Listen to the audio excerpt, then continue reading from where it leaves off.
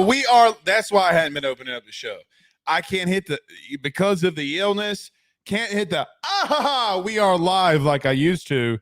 But nevertheless, we are live. Welcome back, ladies and gentlemen. I am your host, Blake Ruffino. This is Are You Serious Sports. Hope all of you are making it a good one. We know that we are as well. Huge show in store for you tonight. I got to talk about something very briefly. There is a publication, I guess is what they call themselves. It's called And the Valley Shook.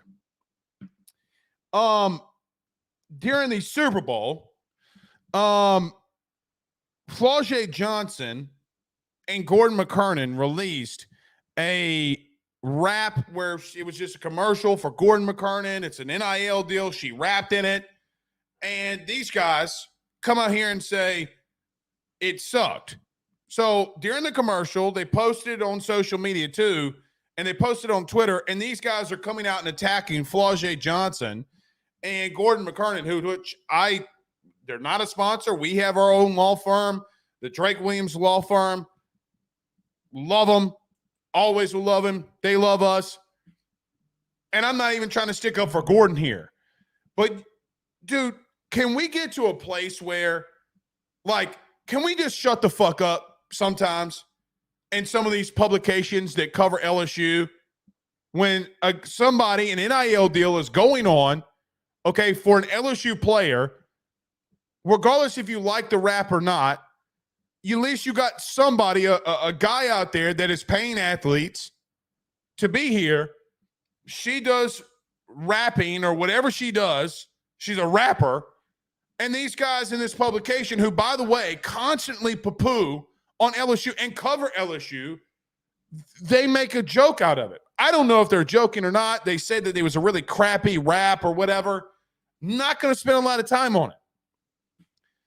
Will, for about 3 minutes, tell them where they could stick their tweets.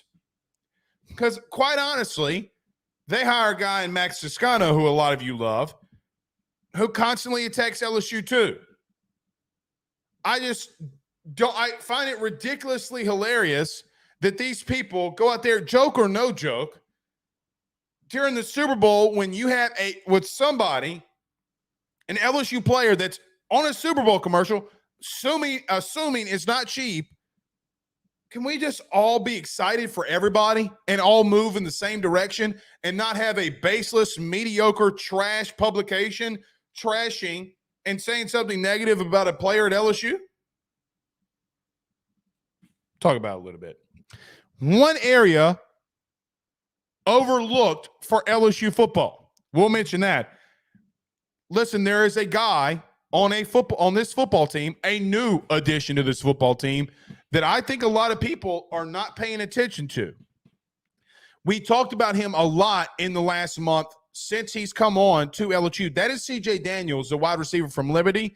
I do think that there are things along this offense that are being overlooked that we will discuss here tonight as well. Carter Bryant joins us like he does every Monday, unless he's calling basketball games. But our buddy Carter is joining us at 7:30. All he did this weekend, he had probably the biggest weekend of all of us. He's hanging out with Boosie Boo. BOOSIEBADAZZ. Yeah, that's me. Wipe me down. Carter was hanging out with Boosie this weekend. What's up with that? We ask him at 7:30. We'll talk a lot of things LSU. Wild College Football Week. We will recap some of the wild things that have happened in college football after Carter leaves us. Because one of those moves affects what happens with LSU this year, since UCLA has had some shakeup along their head coaching or along with their coaching staff and their head coach. We'll talk about that as well. LSU baseball starts this week. We will be live on Friday after the game is over with. So the post games for LSU baseball start now. And I am glad that Jay Johnson is moving some of these games up earlier in the day. Going to bed at 11, 11:30, 12 o'clock every single night for a post game was not fun. So we're going to try not to do a lot of those again, but we will be live Friday after the first LSU baseball game. and we will preview this season and this week. It is finally here, and at the end of it, we might talk a little bit of the Super Bowl recap. I will say this: I love the Dunkin' Donuts commercial with Ben Affleck and Matt Damon and Tom Brady. It was my number one Super Bowl commercial. Thought it was a decent game. Hate that the 49ers lost, but it is what it is. It is what it is. All right, let's get to a couple of these. Tamara says, I agree, Blake. I think she's talking about and the Valley Shook thing. Yeah, I agree with you. Mikey says media, quote unquote, is just becoming a personal opinion outlet. I agree with that. And look, for a living, what I do is I come out on the show every day and give my personal opinions.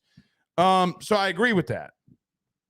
But I think there's a fine line between personal opinion, okay, and when things that aren't my opinion. I gave my opinion, for example, like about Corey Raymond. Didn't change the fact, and we said as much during the entire coaching search for like Corey Raymond, never changed the fact that he was going to be the DB's coach here or secondary coach here. Never changed that fact. So my opinion never wavered in reference to, it wasn't even an opinion, but what we said about, it's probably going to be Corey Raymond as your next DB's coach. So it is what it is. You can have your opinion, but when you need to start spitting those facts don't care about anybody's feelings, man. They just don't. So you can have your opinion on moves and situations. But yeah.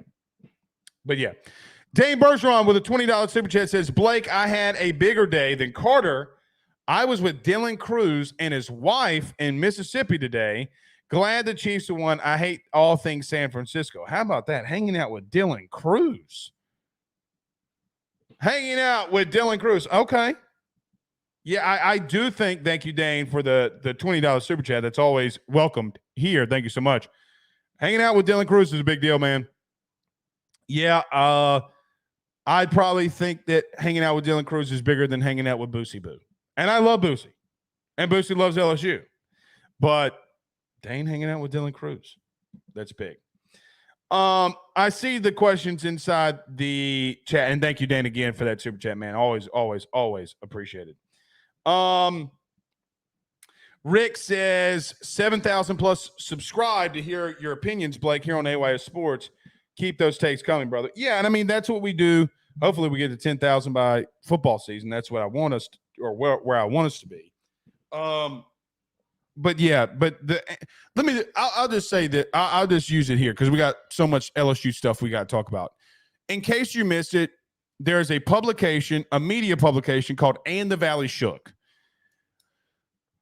Flau'jae Johnson and Gordon McKernan did a collaboration where she rapped a song for Gordon McKernan for a Super Bowl commercial.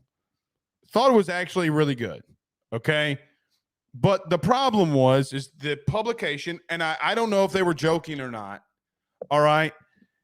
And the Valley Shook quote tweeted this and said, man, this is trash. This is horrible, or whatever they said. And I have a problem with that. They hired guys who constantly attack LSU like Max Toscano, even though I do think that Max says some things that do have a lot of truth to them. Okay. But he's always on the attack, always on the negativity train, attacking LSU. But I don't understand these guys at And the Valley Shook. Why would you? I just don't understand. Why would you go after someone who is a business person trying to push LSU forward and make LSU better? We're in the NIL game. And then they say, well, we used to be a decent country. Bro, shut up. The rant was pretty cool. It was great. It was awesome. You have an LSU player getting paid to do something like that. Why is there such a problem with stuff like that? Their publication is a below average sinking ship. It's a sinking ship run by guys who have no idea what they're doing. No idea. So I will stick up for LSU players. Gordon McKernan can stick up for his own damn self. He doesn't need me to do it. But when a player who, quite honestly, can't really come out and say anything, I have a problem with that. I have a problem with a publication who is dwindling down, coming out saying something that's so idiotic and stupid. Like, nobody knows who any of you are. Nobody. And yet you want to cover LSU and trash a player. Oh, the rap sucked. Even if they were joking and playing. I didn't take it as joking and playing. Oh, why is Blake so mad? Why is he so serious? I'm not mad. But they can't respond to you. They can't go after you and say anything because it looks like they're being quote unquote petty, even though you got a kid who probably was in the band, okay? You got a band member making fun of somebody who plays athletics or is a part of the athletic department and programs at LSU. Meanwhile, you're playing the fucking trumpet. And there's nothing wrong with being in the band. But if you have no athletic bone in your body, shut your mouth. And then you're going after saying that about a woman. Like, come on, dude. I don't know. I don't know. It crazy to me. Crazy to me. All right, let's get rolling. Dane says, Blake, I will post a pic on the forum later. Okay. Is that of Dylan Cruz? Yes, go to the forum, ayssnetwork.com. Growing group up in there, man. A lot of people join the forum, ayssnetwork.com. Nikki Hughes says, preach, Blake. I appreciate it, Nikki, and I just don't understand it. It's abysmal. It's so stupid. Like, we've built this into something that I think is really good. We'll continue to grow, continue to prosper. But I am not going to allow some stupid, below average, shitty publication to continue to attack people. So stupid. All right, let's get rolling. Enough on them.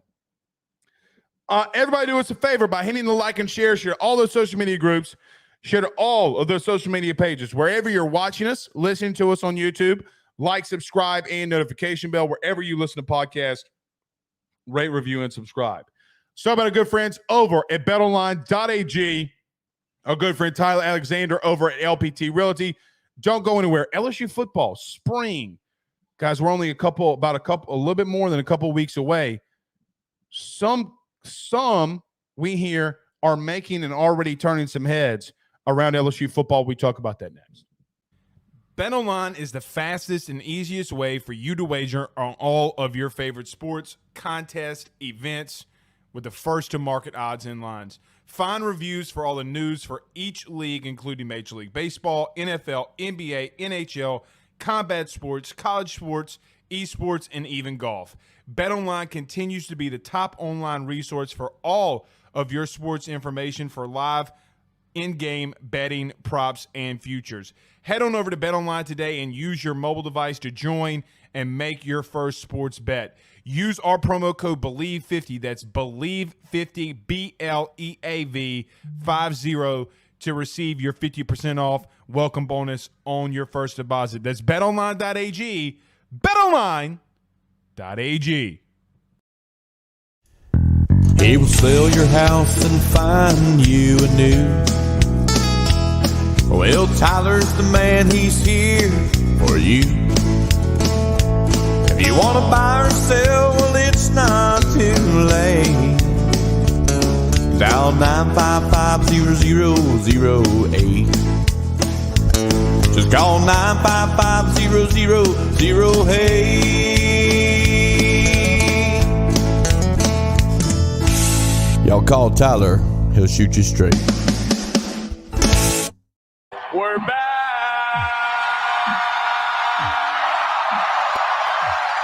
Let's get rolling, y'all. All right. So LSU is in a couple of weeks into their football offseason, and literally less than a couple of weeks. I mean, yeah, it starts on March the 5th, so maybe a little bit more than 2 weeks. LSU will start back football-wise for spring football. He started on March the 5th. And there is a player that I do think that LSU fans need to continue to keep their eye out for. Now, we've talked about him a lot on this show, like a lot, because I don't think that there have been LSU fans that have put together who he is, what he's done in college football so far, even though it was at a smaller school like Liberty. But every single week, the last couple of weeks, more than 14 days, probably the last ever really since he committed and started getting on the field and the new semester started, CJ Daniels is a guy that constantly comes up in conversations that I have with coaches around LSU. Now, there are a lot of question marks for LSU, and one of them that a lot of you have is, who does LSU have that true wide receiver one in the building? From the way that at least from what I've heard so far this offseason, is that CJ Daniels, the wide receiver from Liberty, has been that guy. He's turned a lot of heads. He has shown that they think, and they believe, by the way, that he can take that next step and be that number one guy for Garrett Nussmeier. Now, LSU has not necessarily had a lot of wide receiver transfers that have come in here and had a lot of success, because that is a position group that LSU historically recruits at a high level. You got a lot of talent in that room, a lot of young talent in that room that you hope also will take that next step forward. But I do think CJ Daniels, who was a top 10 player in this year's transfer portal class, is someone that we will look forward to this spring. Like, hey, man, you're leaving Liberty, you're coming into the SEC, and against a DB room that also has a lot of question marks.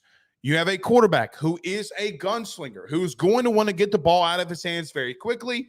You have a lot of opportunities that maybe you did not have at Liberty, which, by the way, you were still 1,000-yard receiver, caught more or caught 10 touchdown passes this past year. I do think that CJ Daniels right now is a guy that LSU and the coaching staff believes not only do they believe will be wide receiver one, but they believe that has the talent, and that's why they recruited him and brought him in, even though you had a really talented room, is that they believe that he can be that guy. Now, just because he's at LSU doesn't mean that we can't there aren't some questions that need to be answered. You're coming from a program that did not play in the SEC, and there's a big difference in football playing at Liberty, coming into LSU, and being a part of the SEC. I think he's already started to answer some of those questions from what the coaches have seen already in this offseason. Can he hit the field, the practice field, and start showing some of those things will be the ultimate question. And obviously, when we get into early September, the ultimate questions start being answered for guys like CJ Daniels. But he is someone that, because I guess maybe he came from Liberty, maybe because there were so many coaching changes and turnover for LSU this year on defense, he is a guy that we have not talked about enough, even though we have spent a crap load of time and conversation about him. Guys, I turn on the film for a guy like CJ Daniels and say to myself, I see the potential, I see the massive upside, that maybe you have found something here for a quarterback who is now coming into his own. And look, even looking at a guy like Garrett Nussmeier, who is already, I think everybody knows who he is. Everybody knows what Garrett Nussmeier is and the abilities and the strengths and weaknesses that he has. But even talking to people at Football Ops right now, even seeing some of the pictures that are coming out of Garrett Nussmeier from this offseason, because he's putting on really good weight. He's being a leader. He's being very vocal. He's leading by example. So to pull back the layers and peel back the onion, and when you ask about this team going into 2024, and I tell you, there aren't a lot of worries that I have for this offense. Now, they got questions, but I'm not worried about them, because I look at a guy like CJ Daniels and foreshadow some of the things that I think that he's going to be able to do here. Guys, look at what Garrett Nussmeier looked like when he came in as a freshman too, and what he looks like right now. How quickly can that connection start to build? Because you got Xavier Thomas, Chris Hilton, Kyron Lacey. How does that all work itself out? We start to find that out this spring. But the one person that I will constantly keep my eye out for this entire offseason, even though you have a lot of talent in that room going into this year and for this year alone, is CJ Daniels. Now, CJ Daniels is also not somebody, or is not the only person that has started to turn heads here in these couple of weeks during this offseason. PJ Woodland is another guy that we talked about on the forum a lot. About 3 weeks ago, we put on our message board, ayssnetwork.com/forum, and I was talking to some people up there, and I asked, like, hey, who are some guys that have really surprised you, some guys that are already starting to make some heads turn? Well, this past week, the number one name of newcomers that have already enrolled that have started to turn some heads is the defensive back from Hattiesburg, Mississippi, that being PJ Woodland, the DB. Fast, physical, technician, tough, gritty, having a lot of pass breakups.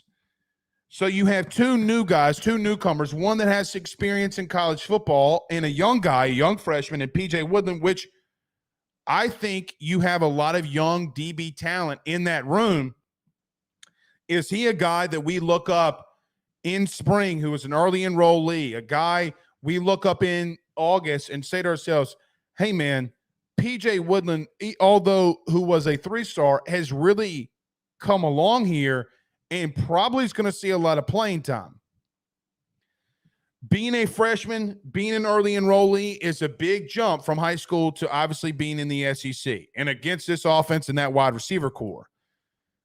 But every conversation that I've had with people who don't know that we're having the conversations that we're having, meaning I have one conversation with this coach, hey, who are some guys that stand out? I don't tell them what I'm hearing from other coaches, but I talked to another, and they both said the same thing about PJ Woodland, a guy that a lot of people at the end of the cycle, the end of the recruiting cycle, yeah, he was a late addition. You flipped him. Not a lot of people talked about him, but is the Mississippi Player of the Year, Gatorade Player of the Year, that has turned a lot of heads around LSU football. Another one. And the biggest thing that thing is being overlooked. So CJ Daniels is a guy that's completely being overlooked along with PJ Woodland. But I think another guy that a lot of people in a position group that a lot of people have not paid a lot of focus to is along the offensive line. Bryant Davis has recruited at a very high level there. And I think, well, actually, I don't even think. Listen to me closely. The position group that I've had the most conversation about over the last 2 weeks surrounding LSU football in this offseason, there have been individual players like Woodland and Daniels, and there have been many others. But as a group, none bigger than the offensive line. Guys like Tyree Adams winning the Freak of the Week, coming into his own, saying, hey, man, look, I'm going to put my head down and go to work. The depth that LSU has along their offensive line, guys, I got to tell you, it's starting to get to a place where I ask myself, hey, man, this is what I think. Because of the talent and development that's going on along the offensive line, and that being the line of scrimmage where a lot of games are won and lost. I think, excuse me, this damn flu. The sustainability from what LSU's offense has been under Brian Kelly in 22, going into 23, where they were the number one offense in the country in 23, Started off a little bit slow in 22 in the first year of Brian Kelly, but then started taking off as this team started getting more reps. The biggest position group that everybody wants to talk about with me is at Football Ops is the O-line and how deep and talented and good they are. When you have a position group, and especially a position group that is on the line of scrimmage, that has shown and has turned heads and how dominant they have been, guys, that's how you have sustained success in dynasty run pushes. What if we look up in 40 years and Brian Kelly has made the playoffs all 4 years and made some pushes in there and gotten to the Final Four, maybe even play for a national title? I think you lean on him doing that by looking along the offensive line and saying, well, that was the position group that started getting you there. Tyree Adams is a young man that I'm not saying, I don't think starts, okay, but I do think when we look up at middle August and camp is going on and we start asking ourselves the question, does Tyree Adams start pushing for playing time? He is someone that I think that people need to keep their eyes out for because he is having a fantastic offseason so far. Okay. All he does is hang out with Boosie Boo. Boosie Badazz. That's me. Wipe me now. Carter, the Power Bryant, joins us next. Looking forward to it. We got a lot to talk about. We do that with him. Let's talk about our good friends over at Avid Inspection Specialists. Our good friend Carol Foss over at State Farm. Our good friends over at the Drake Williams Law Firm. Carter the Power Bryant joins us on AYS Live next. Guys, let me tell you about our good friends over at Avid Inspection Specialist. Are you planning on purchasing a home or business? Then you need it inspected. AIS has you covered. Before you make that purchase, get it inspected and find the issues before you sign on that dotted line and before they become your problem. AIS also has you covered if you just recently purchased a home with their 11th month new home warranty inspections. Before the builder says it's your problem and that new home warranty expires, get it inspected and let the builder pay for it. Do you need mold inspections, asbestos inspections, lead inspections, drone inspections? They do it all. Give them a call today at 225-717-5591. That's 225-717-5591, or go over to the website, avidspecialist.com. That's avidspecialist.com, where peace of mind happens. LHI number 11331. Guys, you might know my good friend Carol Foss and all the great service that he provides over at State Farm. He is your good neighbor after all. But did you know State Farm has surprisingly great rates as well? Along with the great neighbor service, State Farm agent Carol Foss has surprisingly great rates for everyone inside the state of Louisiana. So call him today at 985-395-4300, 985-395-4300 for all of those surprisingly great rates on auto, home, and life insurance needs. Like a good neighbor, State Farm is there, and individual premiums will vary by customer. All applicants subject to the State Farm underwriting requirements. By the Drake Williams Law Firm, drakewilliamslawfirm.com. Whether you've been injured in an accident, you're preparing for a future with your estate planning, you're getting ready to close in on a real estate deal, or you're about to welcome a new addition through adoption into your family, or you're facing criminal charges, you need very experienced attorneys, and that is what the Drake Williams Law Firm will be able to do for you in navigating the legal system. The door to their cozy office in historic downtown Ponchatoula has been open since 1981. They have helped thousands and thousands of Louisiana families and individuals win cases, close on real estate deals, and regain that peace of mind. Their lawyers over at the Drake Williams Law Firm, Ernie Drake III, Ryan J. Williams, and Summer Vignair, are very determined, compassionate, and dedicated to their craft. It's the Drake Williams Law Firm, drakewilliamslawfirm.com. Give them a call today at 985-386-7600. Tell them your good friend Blake Ruffino at AYS sent you on by.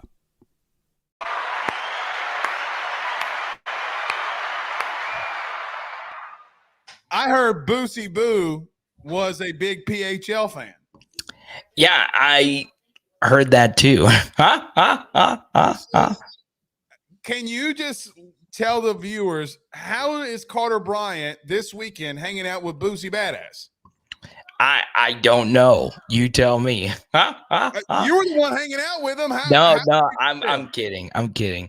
No, I was very fortunate to get to go to one of his shows this weekend, and I knew he was a big LSU fan, and obviously, it was just destined to be. I was one of the few LSU fans in attendance, and I obviously wanted to give Boosie a Jaden Daniels nice framed piece of memorabilia, and had that brought in for him. And obviously, he's a huge Jaden Daniels fan. He's the biggest LSU football fan, celebrity-wise, probably out there right now. And Blake, he was awesome. Like, I was very shocked because I was one of the last people. He was laughing when you were cheering LSU. He was giggling, man. He thought it was awesome. Do you ever, like, do you ever feel a dap up, like whenever you just dap someone up? That has not left me, right? It was such a clean... It's in your aura. It's in your spirit. Right. And he obviously wanted to keep chatting ball, but he had to go. Obviously, he had a show in New Orleans last night after a ball. So, I mean, he was awesome. I mean, there's just no other way around it. Zoom's my favorite song. He did that song, obviously. Kind of like Zoom. Zoom. There you go. You got to get it going. You didn't know my white ass could do that, did you? Yeah, well, I know you got a little wiggle in you. I think you can move, man. You've seen me at the LSU basketball game, but you want to know what's crazy? It's honestly not even the craziest thing that happened to me this weekend. I promise we'll talk LSU football. So yeah, I launched the NFL channel, all that stuff. Yeah. And, okay, so this is crazy. Okay, my wife is nuts. Okay. And anytime there is an A-list artist doing a show, she knows every lyric of every song. Blake, she is blown up on TikTok today. And she doesn't know that I record. I'm serious. She doesn't know that I record her. And then she started picking up. I've always recorded her reactions to like any kind of like musical performance. She had 250K views on, and she didn't even have 1,000 followers on TikTok just dancing to the Usher show. And so she's bigger than me now, just off of one video. So it's been a crazy weekend and an all-time great Super Bowl. Really excited about that. And Taylor and Trav rolling off into the sunset, baby. And that's what LSU is going to be doing next year. Did your wife have hot flashes like mine did when Usher started showing his titty nipples? Yeah. I mean, he was sweating, right? Yeah. But I looked like he just walked out of a sauna. Like dude was. I mean, look, man. I mean, he's dancing. He's gyrating. But what's funny? Jason Derulo, I think. Not Jason Derulo. Who was it? My mom was like, "Is that CeeLo Green?" It was. Who was it? It was. God dog it. Oh, JD. Who? It was Jermaine Dupri, right? Or Jermaine Dupri, that's who it was. Right. And my mom, when Jermaine Dupri comes on the screen, she goes, "Is that CeeLo Green?" And I'm like, "I guess. I don't know." Oh my God. The halftime performance was pretty good. Yeah, no, it was great. JD, obviously, I'm a huge and her fine ass. Oh, Alicia. Some people just, and everyone got on her for the tough first note. Shut the hell up, okay? You're sitting for that long, and people are waiting for you to sound like an angel. Oh, she's so good looking. Yeah, she's that. And Usher, man, Usher gets the sneakiest hugs. I was envious of him. Let me tell you. Swiss Beats is wondering, God bless, what's up with that, bro? Trey Dye with a $199 super chat too. Thank you, Trey, for that. I thought it was good, Carter. Really quickly, let's talk about the game, the Super Bowl, because I know a lot of people want to talk about LSU. Yeah, Carter, somebody that I don't think that we're having a lot of conversations about that we should be getting into this football team is CJ Daniels. We've talked about him before, Carter, can CJ Daniels come into this team and be wide receiver 1 for Garrett Nussmeier? I hope so. Be a year one player like a Rashee Rice, right? And be someone that's brand new, could be a little bit different, has a lot of experience. Blake, he is really, really good at the deep ball, right? And you look at the advanced stats, the stats that translate the most year after year is a stat called yards per route run. And CJ Daniels was he number one wide receiver in all of college football in yards per route run. Better than Malik Neighbors, better than Marvin Harrison Jr. Now, it's not the be all end all. He's not as good as those guys, nor will he be next year. But yes, he very well could be. Blake, I got to be real, man. Kyron Lacey, just rewatching some of the plays he made, I just go back to the Yak play versus Auburn, right? That run after the catch is one of the more underrated plays made this year by an LSU wide receiver.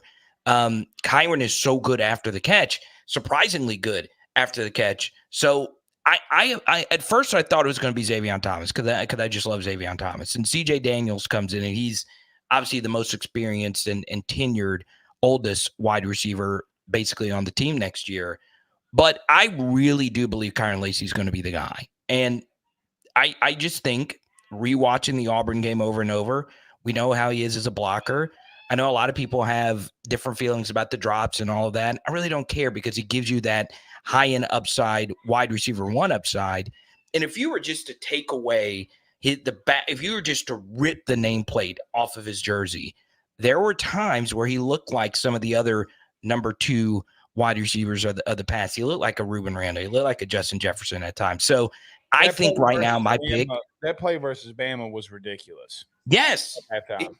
It's absolutely insane. So at this point in time, Kyron Lacey is my wide receiver 1. Just rewatching these games, and I think I'll stick with it. It's going to take a while. It's going to take a lot for me to change my opinion on that. And Blake, you know how much I like Daniels and Xavier Thomas coming in from the portal. Carter, we got to hear from Brian Kelly on Wednesday after the National Signing Day when they only signed Dominic McKinley. Want to talk about some of the things that Brian Kelly mentioned. He was asked about moving some of the defensive ends into the interior and moving some of the offensive line in, which I don't know who that would be. I guess, what do you think about Brian Kelly? Carter, this is how I always feel. Number one, obviously Brian Kelly met or talked about what is the biggest concern on this team, the inside, the interior of the defensive line. Surprised that you got some DNs moving inside to that role, and should we be worried about some of those guys moving inside?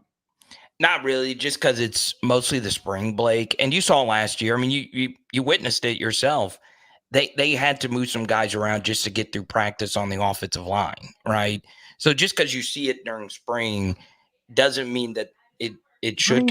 Let me rudely interrupt you. No, but is that different though? Because yeah, it is. It's different because you're doing that out of necessity. Like you got to do that. Okay. Right. You had to do that with the offensive line because you just didn't want to get guys hurt and you knew that they would come back. You're having to do this because of a numbers problem and a talent problem. Yeah, it is concerning, Blake, but I would also bring this up as well, right? Maybe just maybe one of these young guys turns out to be a dude. Maybe it is Gabriel Relaford, right? Who has made some noise already since he's been there. Look, like if you don't mind, I'm actually getting to meet Gabriel for the first time this Saturday. We're doing an event together at the Bossier City Civic Center, and it's free. Everyone could come to it on Saturday. And Blake, I've never met any one of these 4 individuals. Debo Atkins, Ahmad Bro, Gabriel Relaford, and Tylen Singleton will all be there. And they'll be signing autographs. It's an all-day thing. They'll be there around like 11, and I'll be there from 10 a.m. till 5 p.m. We did it last year with Patrick Queen and Michaela Williams and Dre Jenkins, Lance Hurd and all those people, Trey Holly as well. So I'm really excited to talk to those young men because, they're probably hearing that, hey, LSU is in a defensive line dearth right now. And if I were one of those guys, I would walk into spring with the chip on my shoulder saying, hey, what do you need me to do? What do you need? What do you need me to do? Can I be that guy? Can I help immediately as a true freshman? But yeah, Blake, it is concerning. Overall, the defensive line depth is concerning. The overall defensive depth is concerning. But what I would tell you is Blake Baker was the single most underrated defensive coordinator in all of college football these past couple of seasons. And now people are just kind of sort of overreacting to the price that was paid to get him here. But after doing a deeper dive on him, like he had 26 games as a Missouri defense coordinator, 26 games. There was only one game I would say that was bad for me. What was it? LSU? No, I don't include any game versus Jaden Daniels doesn't count, right? Because he killed everybody. I mean, honestly, I know that's a fan inside of me, but Jaden Daniels, Million Neighbors, Bryant Thomas Jr. Look, they gave Jaden Daniels everything he could handle. He just had to go off. I mean, look, that first half was rough on Jaden Daniels, and then he went Jaden Daniels mode and let him back. Yeah. What game was it that you thought that was bad? Well, it was the Florida game this year, and that was the only one. Every other game was very good, or at least understandable as to why he struggled. But that's basically it. When you had to completely turn around what was left at Missouri to then make it into a good defense and then turn it into a great defense, that is just unreal stuff. So, yes, he had great players. He had Rake Strong. He had Abrams Drain. They'll both be corners that'll be drafted. And he obviously had the best defensive end at the Senior Bowl. His name slips my mind. He wears number 6. Murphy, I think is his name. So, I am concerned about the overall defensive depth, Blake. But the more I dive into Blake Baker, I'm starting to think that this guy might be special. And I hope he is. Brian Kelly normally hasn't missed on coordinators and back-to-back hires. It'll be interesting to see what happens here with Blake Baker. I do think that if you have 2 DCs and you have the same issues, it's not necessarily the play calling and coaching. At some point, it's got to be your personnel as well. Brian Kelly also was asked a question about locking the state down, and he kind of shrugged it off. But he did bring up something that I thought was interesting when he said that we need one central voice after what's happened at Tennessee. Do you think that he was calling for a commissioner? Yeah. I think, like, it's rare that I agree so much with the LSU head coach. There's a lot of things with Orgeron I disagreed with, and there's still some things I disagree with Brian Kelly. But when it comes to the macro stuff with college football, he normally gets it right, okay? And he is right about this. Blake, this is a disaster that we're dealing with right now with college football. We just don't pay a whole lot of attention to it because ultimately we only care about the games themselves, right? But it's a madhouse, right?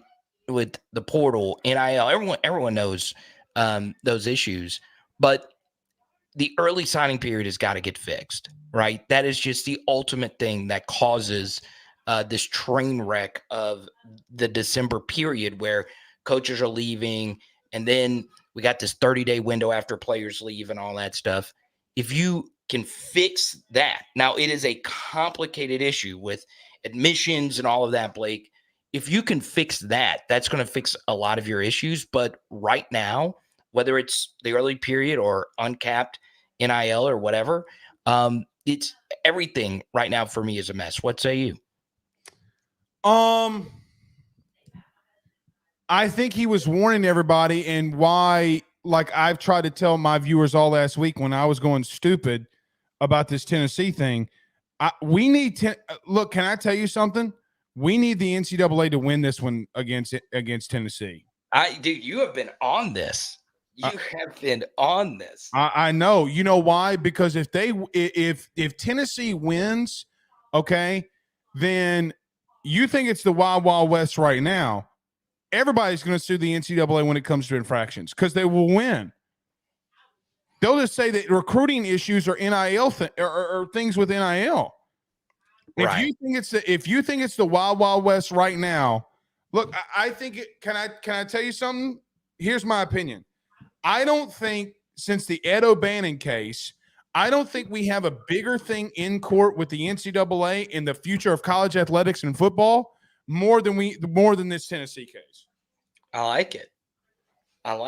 And I'm willing to sacrifice the shit out of a volunteer because they cheated their asses off. Can we just call a spade a spade? They cheated. They went and got the kid. You paid them a shitload of money. They did. We all do it, okay? But you can't go being so happy because, I got pulled over for a speeding ticket. Tennessee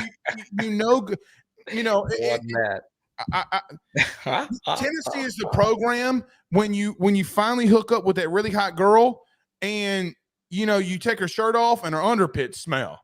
Okay, she's not all that. I'm sorry, Tennessee. I hope you lose. Anyway, all right. One last thing on what Brian Kelly had to say this week. Any thoughts of him? Let me tell you how I walked out of that press conference with Brian Kelly. I felt like it felt as if that he walked out of that press conference knowing something that we didn't about the young DBs and the young core as much as he talked about them. Okay. I have not seen him that confident since the week before Florida State. Let's go. And I feel like he felt that way because he knew that he would be good offensively. Lo and behold, they were really good offensively. He's been putting a lot on these young guys and these young corners. What do you make of that he keeps talking about a lot of these young guys? Yeah, I mean, it's not only him. I mean, you see Sherman Wilson tweet about this stuff. And honestly, Sherman tweets about everyone positively, but it does seem like there's a lot of positive steam in particular for PJ Woodland. Right? I know BB Causey has that attitude. They've been talking about him. I can't pick up the phone and call somebody up there. They talking about him every day. It's nonstop for me too, Blake. And it's not it's just everyone thinks that this is the 3-star gem of the class. So that's the guy that I've heard the most buzz about as far as like the 3-star sleeper coming in from Mississippi. There's been 3-star sleepers from Mississippi at LSU. Obviously, Stephen Ridley was one as well. But I mean, I think the world of Woodland. I really do like him. He played both ways, obviously, in high school and was the best player in the state of Mississippi. So, yeah, I'm really excited about that. And if he's got that dog in him, he's going to get a chance to play right away. And that's a good thing because it's going to push those DBs that are ahead of him even harder, right? And, as we move closer to spring, Blake Baker and obviously Coach Olson and Coach Raymond are going to have discussions about whose best position is where, right? Because I'm not so sure that everyone in that defensive back brain trust feels that Sage Ryan's best position is corner or Toviano's best position is corner or Major Burns' best position is safety or whatever. I don't think they believe that Major Burns' best position is on the field. And that's the thing. They're coming into this tabula rasa, clean slate. They're familiar with obviously some of these players because some of them recruited some of these players. But, these are 3 fresh set of eyeballs that will look at this position and be like, you know what? Last year, you guys sucked. I mean, there's no other way around it. And the guy that was arguably the best player was a year 7 guy who's no longer here. So every single one of you have got to freaking prove it over the next couple of months if you want to play DB at DBU. Carter, is there any – let me ask the elephant in the room question. Is there any I don't know how to even ask it without just ripping the Band-Aid off. Okay. Can we be any worse defensively? No. It would – no. You can't. Yeah, I don't know. You can't be any worse than what LSU was defensively. Are we sure? I'm positive. I have that much. I have that much belief in Blake Baker, and I understand that you did lose good players off of a bad defense, right? I know it sounds counterintuitive, but Mekhi Wingo was good at the end of last year. Mason Smith was really good. Half the season though. What? He did miss it. Yeah. I mean, to be honest with you, can I be real with you? Yeah. I thought Mekhi Wingo was a non-factor all year. Oh, Well, I don't until the end of the year when he came back against Wisconsin. Name one big time Mekhi Wingo play all year. Not Florida State. Florida State, he had some huge plays. Carter, he was got like the pushed only- around the entire second half. He got clapped the entire second half. Let's be real for a minute. Yeah, well, I don't think he had his best half. I'd have to go back and rewatch every snap. I mean, they got clapped up front. Like, let's be real for a minute now. Okay. But I would say this: you still lost him, right? And he's still a good, very true. And you needed him to come back, right? Yeah, I mean, he's probably a better defensive tackle than anyone you have back, no doubt. Right. That was my main point. And look, I get you. So basically, even with the players that they did end up losing, I think Blake Baker is going to have this group playing better than what they were last year. And I don't think it's just going to be better. I think they're going to be okay. I wouldn't put them in a top 5 defense in the SEC next year because you got to have a 2 deep. I don't know if I feel comfortable with their 2 deep right now, but I think Blake Baker is going to make them competent, and I think he's going to make them like at least decent. Okay. Last year, unlike the 2020 defense that everyone points to as the worst in LSU history, at least that defense did something well. The only thing this defense did well last year was not give up absolutely astronomical plays over the top, but they were horrible at everything else. And that's what bothered me the most. So yes, this defense is going to be better. Some of it is by default, but I honestly think this defense is going to be at least decent. All right, that's fair. Because just from a simple play calling standpoint, you're going to be light years better. Right. So yeah. I agree with that. All right, a couple more for you, and then I'll get you out of here. You know what? Who's a guy that we have not had a conversation about all off season? Let's hear it. Harold Perkins. What is the realistic goal, or what do we think that Blake Baker does with him? I don't know, but obviously last year was not the answer.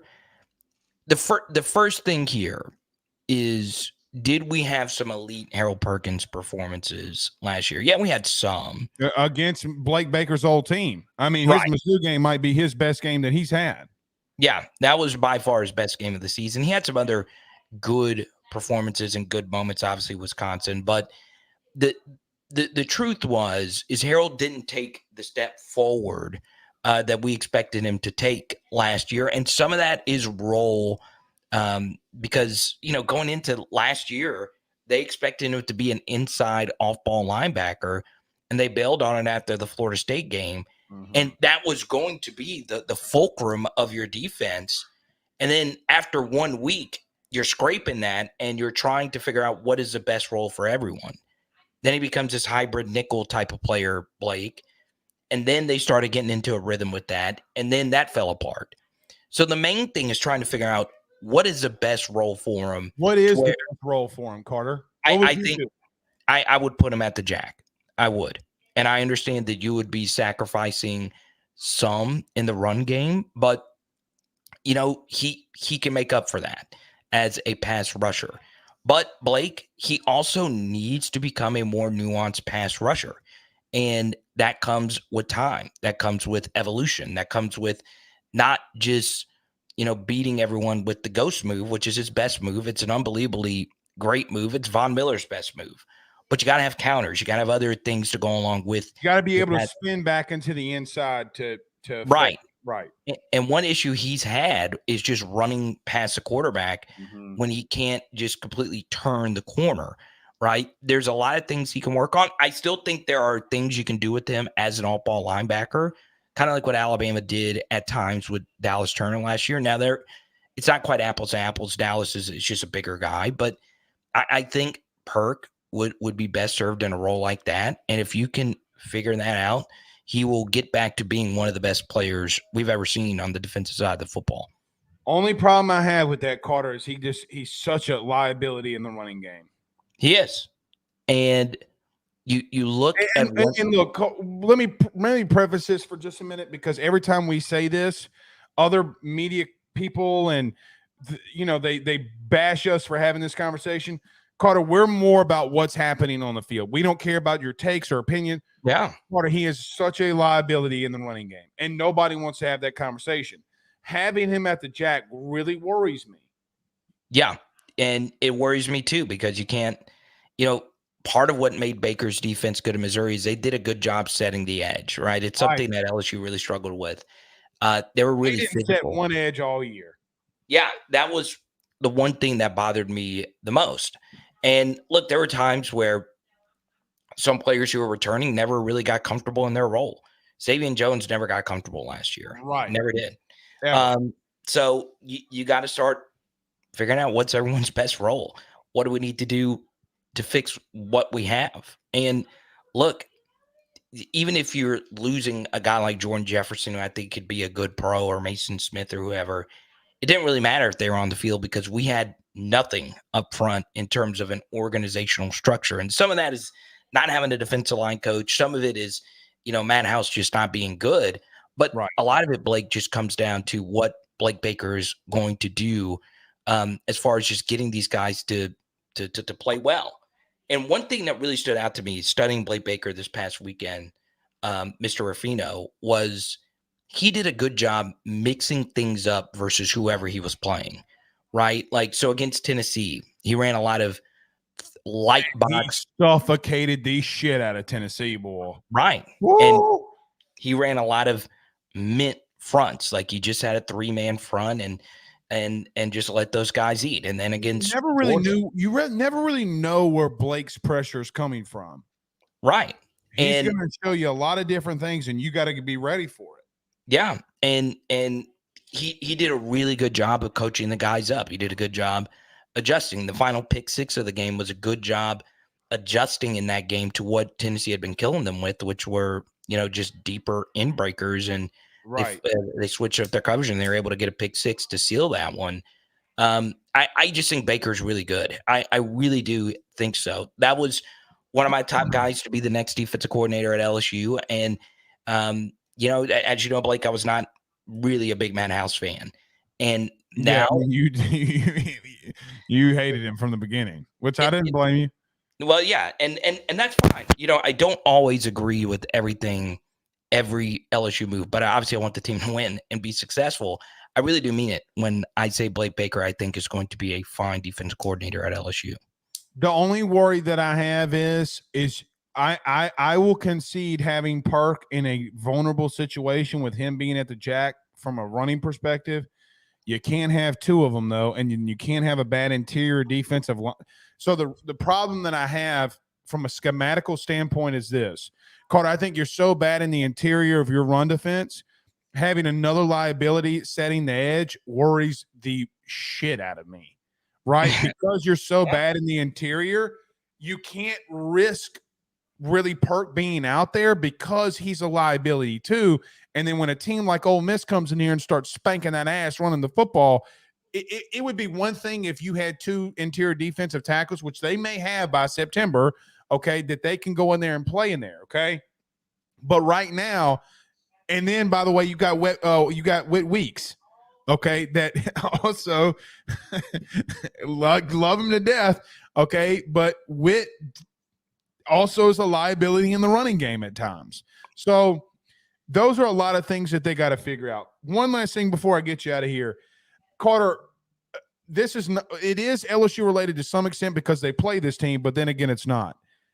When you saw on Friday that Chip Kelly was leaving, now it been reported he wanted out of UCLA, but when you saw that Chip Kelly was leaving to being a head coach at UCLA to being the offensive coordinator at Ohio State, what did you first think? Oh, it's a huge win for LSU. It's so big for LSU. Chip is an unreal game plan guy, and he would love nothing more than the unique challenge of going to Tiger Stadium all the way from California, because his scheme and our defense was terrible at the time. Ironically, our defense at the time was worse facing Chip's scheme than what a Matt House defense would be because of their counter.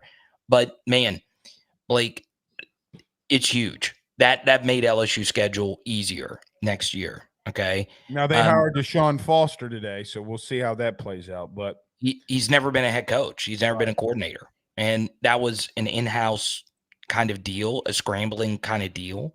Mm-hmm. And that's one of the first games on a schedule, right? It's early in the season. So it was a game 3, right? Right. Game 3, game 4, somewhere in that region. That's tough. Flying your team cross country to Tiger Stadium in the first couple of weeks of the year. LSU schedule just got easier, and that's nothing against UCLA. UCLA, the best college football film analyst is a UCLA film analyst, and he is a good friend of mine. I talked to him today, and he would tell you that it's concerning, right? It's going to be tough, man, for them to put together a roster at the number 2 program in your own school. You're going to be in the new Big Ten. They're just not going to be good next year, Blake. And LSU next year going into the new SEC, having 2 non-conference Power 5 games, which isn't unprecedented at LSU, but it's also not something normal. The schedule just got easier for LSU. So it was a big win from an LSU perspective, only if they're going to not play Ohio State in the playoff, because I do like Chip's fit with what Ohio State has at offense there. Are you surprised that a head coach at a Power 5 like UCLA goes to Ohio State, though? It would be more surprising, Blake, if there wasn't a gazillion rumors during the season that they were firing him or moving on or they were going their separate ways. So I agree with that. Now, if that weren't the case, he clearly did not want to be there. Yeah, he wanted out. Yeah, he wanted out. But he's going to be really good at Ohio State. I mean, there's just no other way around it. Well, look, he's a lazy recruiter. You know what I said? Okay, on Ruffino and Joe show on Sunday. Let's hear it. He is the Kelly recruiter that is lazy in recruiting, but everybody puts Brian Kelly in that role, okay, right, and says he's the lazy recruiter when it's actually his cousin Chip who is the lazy recruiter who don't want to do shit. Dude, he's so lazy, and he could be at Ohio State. Carter's got to coach. He's got to recruit quarterbacks. Yeah, he doesn't have to be the head guy. I mean, it's a great move for him. It's a sleazy move for it being this late. But I mean, look, it makes Ohio State better. But to your point, does Deshaun Foster and UCLA come into Baton Rouge, which will probably be at night, and get a win? Like, no, I just can't envision that. I want Foster to succeed. I always cheer for first-time head coaches, but man, that is a tough spot. Yeah. Now, I will say this about your guy Joel. I don't know Joel. I think we follow each other on Twitter. I did read his mock draft, and Jaden Daniels to the Commanders at 2. I saw that. I was like, first off, him leaping Drake May, I could see it, and then going to Washington to play in the NFC East. I would love it. I have a lot of family. I think Commanders are going to get that number 1 overall pick. Oh, so you believe? I think they're going to get Caleb. I don't think you make a move like bringing in Kingsbury and not going to get Caleb Williams. The ransom you would have to pay, though, to move up, it would be insane, though. Or sit there. Let the Bears take. Bears ain't going to – I don't think the Bears take him. By the way, speaking of college football and Caleb Williams, can I tell you something? In no way humanly possible would I draft that kid. Really? Yeah, I think he's a bust. You and Merrill Hodge. I didn't hear what Merrill Hodge said, but there's no way I'm drafting him. Everybody compares him to Patrick Mahomes. He ain't Patrick Mahomes. He's the Dr. Pibb version if he's Patrick Mahomes. And it is Mr. Pibb. It's not Dr. Pibb? No, but it is a knockoff Dr. Pepper. But it doesn't change the fact that was hilarious. Because you know what drives me insane? Okay. He got away from the fingernail thing. Okay, but has done so many immature things. Like going up in the stands and crying with your mom. Then this weekend, he's at some fashion shoot thing, and he's wearing a dress. Oh, that's nothing.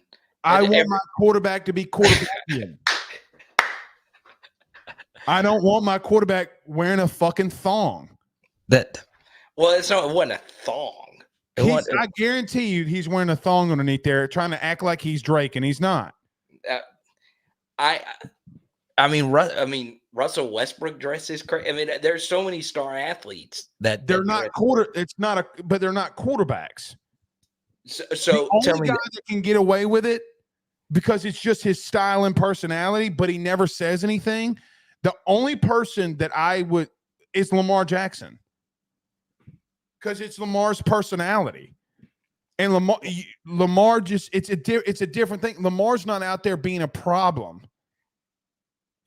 I'm assuming you like Caleb Williams then.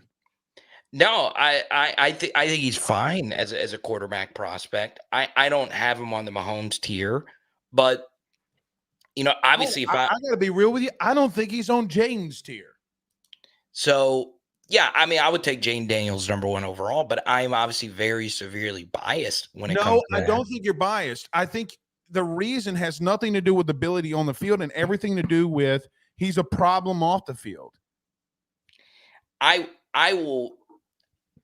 The only NFL draft hot take that is overly pro LSU is Malik Neighbors over Marvin Harrison. That is the only one I will pound the table for. I'm still early in my quarterback evaluation. This is my hottest NFL draft take. Okay. I still think Caleb Williams goes number 1. I still think Drake May goes number 2. I think a team is going to fall in love with JJ McCarthy and take them before Jaden Daniels.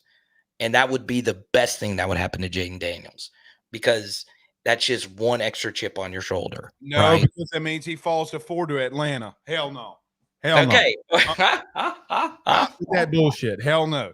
If he goes to Atlanta, I might throw up. Oh my God. Yeah, that would suck. I would throw up. That would be the doomsday scenario. But do the Saints move up to go get him? I know they won't, but should they? No. Why? Because they just won't do it. I mean, I'm not saying would they do it. Should they do it? Yeah, they should do it. I mean, hell yeah. I mean, they need something, right? You need a cyborg at quarterback, right? And to me, there's 3 potential cyborgs at quarterback, and Jaden Daniels is one of them. Drake May is another. He is freaky athletic, and Caleb Williams as well has elite tier athleticism. But if I was a team and I don't have Burrow, Allen, Mahomes, all the elite guys, Stafford or whatever, I'm definitely going to do whatever I can to get Jaden, Drake May, or Caleb Williams to be the quarterback of my team. Power Hour NFL, Power Hour LSU, Power Hour LSU, SEC. Carter the Power Bryant, always fantastic. Thank you, buddy. All right, buddy. We'll see you Saturday in Shreveport. Let's go. All right, see you there. That is Carter the Power Bryant. We ran a little late, but it's always a good conversation with Carter. We will pick up on the LSU baseball talk tomorrow because LSU baseball is starting this week. So it's going to be fun. We'll see you guys tomorrow. Y'all have a good night. Peace.